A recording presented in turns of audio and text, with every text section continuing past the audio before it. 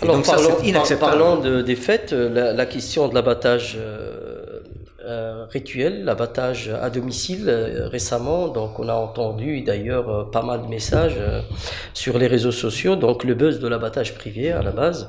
Donc, beaucoup de politiciens nient le fait d'avoir signé une pétition, etc., sur l'abattage à domicile.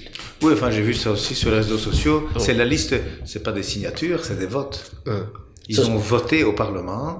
Mais qu'est-ce qu'ils ont voté exactement, Michel Ils ont Labrec? voté des choses pour restreindre la souffrance d'animaux dans les laboratoires, hein, mais notamment ils ont voté pour interdire l'abattage privé. Ça veut dire celui qui a un jardin, qui a des animaux dans le jardin, à Bruxelles, parce que c'est pas tous les appartements à Bruxelles, hein, il y a encore des gens qui ont des beaux jardins à Bruxelles, eh bien ils peuvent plus abattre leurs animaux, ils doivent prendre leur animal et aller à l'abattoir maintenant. Donc le privé et le rituel?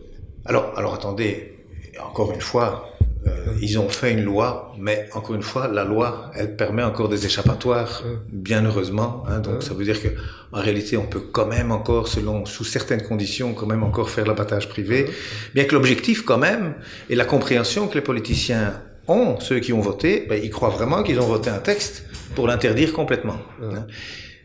Et ils l'ont fait pour être bons soldats de leur parti, hein, parce que je leur parle, je dis, mais comment est-ce que vous faites? Vous êtes de la communauté musulmane, vous défendez les musulmans, et vous votez l'interdiction de l'abattage privé. Mais s'ils nient, ils disent que c'est pas vrai, Écoutez, ils répondent tous presque sur leur page Facebook, etc., en disant que c'est faux, c'est une fausse information. Hein, tout ça est documenté. Hein, je ne sais même pas pourquoi ils nient, mais malgré tout, je vois quand même qu'il y en a qui combattent vraiment, hein, de bonne foi, ils combattent.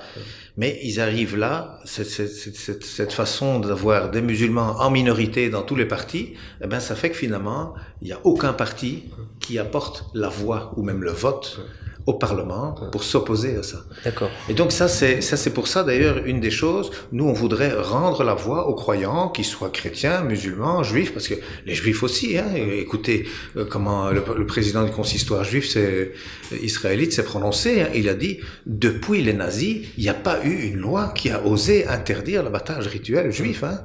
Donc je veux dire, ce n'est pas quelque chose... C'est fort, c'est très fort.